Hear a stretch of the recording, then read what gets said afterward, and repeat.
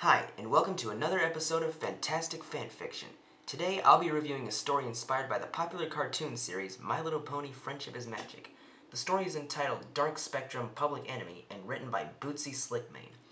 It was inspired more specifically by the episode The Mysterious Mirror Duel, which is largely considered the worst episode of the entire show thus far. Dark Spectrum seeks to make sense of everything the episode did wrong, and in my opinion, does a pretty good job of it.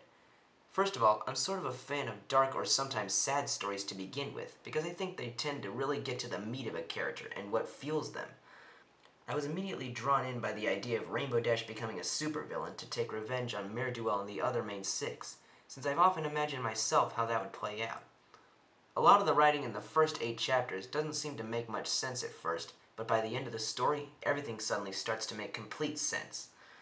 I was pretty impressed by this use of misdirection by the author, as well as his ability to intentionally write so sporadically while still retaining the reader's interest. If I could find one little fault with the story, I would say that it's a little hard to get a proper sense of time within it. Considering the time spent in between the end of the original episode and the start of this story, as well as the number of nights and days in which Rainbow Dash supposedly goes out, I find it a little bit difficult to put the story in a proper time frame.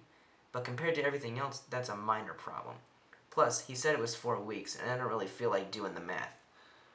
In conclusion, Dark Spectrum Public Enemy not only provides a fun and entertaining revenge story, but also an interesting explanation for the problems of a very flawed source material. The ending is rather bittersweet, but in a way that lends itself to a potential sequel, which I wouldn't mind reading myself. I give this fanfiction a final score of 7 out of 10. Thanks for watching Fantastic Fanfiction. Until next time, stay tuned.